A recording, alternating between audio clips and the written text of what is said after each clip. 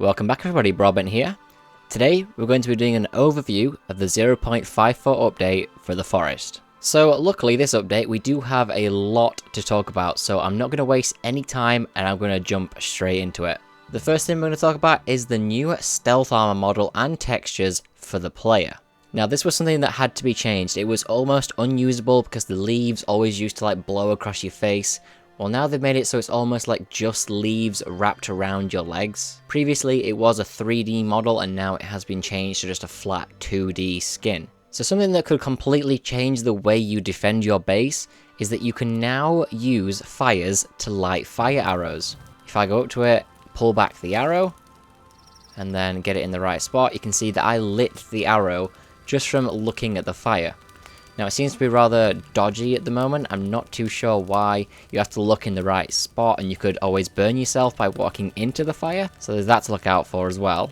So the temporary shelter has had a revamp. As you can see right here, they have added a completely new leaf skin to it. It now feels like an actual shelter that you could imagine staying in. Before it was almost embarrassing to have in the game. Now it looks like almost like a ghillie suit. It looks really cool and I'm happy to see that they have changed this. It actually looks quite cozy, quite warm, and you can imagine sleeping in it. The next change says it's more of a balance, but it's more of an addition in my eyes. The skinny cannibals now have a chance of carrying sticks as weapons. Not too sure how I feel about this yet. I've not had too much time to think about it, but overall I think it's a good change. It makes them feel more like animals than humans, you know, just a bit more cannibalistic. So they've added a new, quote, late game tribe who are harder to kill and deal more damage to the player. They can also be identified by the crosses that are painted on them. I think this is a really cool addition to the game and will make them seem a little bit more fierce. So overall, I think that's a great change. Now something that we've been waiting for absolutely ages is the ability to breed rabbits. Now they've added that again. Now they had it originally a while ago, but it was really buggy and I think you had too many rabbits. So now every time you sleep, the rabbits have a 10% chance of breeding if you've got a 2 to 4 amount in the cage. Any more, I assume it won't do it, so you can't have too many. So it appears they've been putting a lot of work into revamping the frost survival feature. So the changelog here says, when the visual frost effect stops increasing, damage will occur if standing still for 8 consecutive seconds. The player also starts to shiver if they are getting too cold. And one rather strange change that I think's good and odd at the same time is that the player now has a slight blue tint to the player's skin when they're cold. So they have made quite a few changes to Cave 3. Now, I don't go by the cave numbers, but the cave is this one right here, which is where I've built my cave base. If we head on in, I will show you what has changed. So I'm using mods just to make the cave a little bit brighter for you. Heading down in, you can see this used to be the main area right here. They've completely changed the center pillar. They've added an extra 2, I think, here. So there's changes to both sections, down here, which was the water area, and over here, which takes us down deeper. They have now added the climbing surface, so we can use the climbing axe to get down. Now this is the opening to the big cave with lots of water on the ground, but you can see they've completely changed this area right here. They've added a bunch of boxes, some frying pans, and they've also added these floating suitcases. You've got to be careful though, because they've also added some extra spawns for pale mutants. So the cave entrance is right here, but if we head just over towards the cockpit, right here, this is the extra entrance they've added to that cave. This will take you down into the underwater camp and then through into the same place as that entrance. Also, I believe this entrance goes that far down and that far across that you will need the rebreather. So I assume a lot of new players are going to stumble across this and then drown. Something else that they have changed, which I think is a really cool, nice little detail, is that now when you walk over gore, just like body parts and blood, it has this squishy sound effect.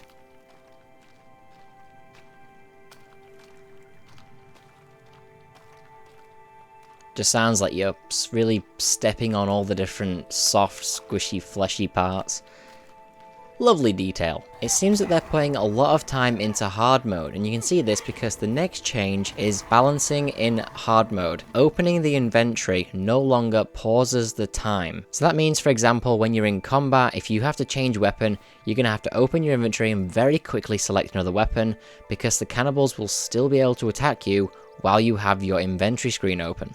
Something that I've considered a very big bug for quite a while now is that when you open your inventory for like a second, it used to take about a second in order for your inventory to pause the game. Well, now it takes 0.01 seconds to pause the game. So now in normal mode, when you're in a battle, you can open your inventory and pause it very quickly. So you can always go and take those meds really quickly and you won't have to worry about the cannibals attacking you for that extra second. This next change is related to the last one and is most visible in hard mode, but if you have your inventory open and you get hit, the red blood effect on the around the edge of the screen is visible in the inventory. This is so you can tell you're taking damage while in the inventory. A really cool environmental change is that they have made birds able to land on cannibal effigies. So the ones that are around the villages like that, the birds will now land on the top and rest there. Little changes like that really do just polish the environment. So the bow and arrow draw time has also been reduced. You can tell the animation just looks completely different in my eyes.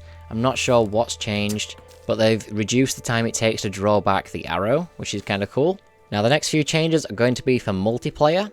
The weapon paint now correctly syncs to other players. So when you're looking at your friend in multiplayer, you can now see that that axe is blue, for example. Something that I don't quite understand why it took so long to add, but hey ho, it's here now. So they've fixed the exploded cave rock walls respawned after leaving and returning to caves for the host. So you can see right here, these explodable rock walls, they no longer respawn back to the restored state when you exit and re-enter the cave. So it says here that they have updated the stairs stilt model to use the latest log art. Now I assume that means this version right here, which has the one post at the back, and I think it was this post right here. I'm not too sure. It's really hard to picture what it was like before. I've said that many times in the past. If only we could backdate it and go back and take a look before. Also says here that they have fixed painted inventory item material reverting when hovered. At first I thought this meant the painted items such as the axe and the upgraded rock didn't revert anymore. Like you see here, it changes to the default texture. Same with the axe. I thought that's what that meant, but clearly it doesn't. If we make some more blue paint, I don't really know what this is applied to. If anyone knows, throw it in the comments below.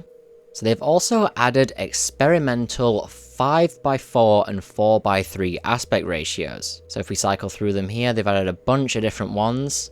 So for example, 1280 by 1024, I don't believe this was in the game before, so I assume this will now work with older monitors. I will say, it looks rather odd when playing like this though. We've got another audio change here. This is tuned sinkhole ambience to increase the volume on cave exits into the sinkhole area. It used to go really quiet when you went into the sinkhole, but now it should be fine. Birds are now synced properly in multiplayer games, so now both players, if you have two for example, or all players, will now see birds in the same location. They've gone ahead and fixed enemy bodies ragdolling incorrectly when killed in a noose trap. So they used to behave really strangely. They used to like wriggle and stuff and then sort of derp out. It looks really strange, but now they've fixed that. I'm not really sure why this is, but it says here the hole cutter can no longer be applied if there is an enemy nearby. Not too sure why this has been changed. If you have any input on this, make sure to throw it in the comments below. I would love to hear it because I have no idea. I feel like I should, seeing as I play this game every day, but hey ho. Alright everyone, thank you very much for watching. If you enjoyed this episode, make sure to leave a like on the video. If you've got anything you would like to say about the update, make sure to post it in the comments below. Thank you very much for watching everyone, and I'll catch you in the next video.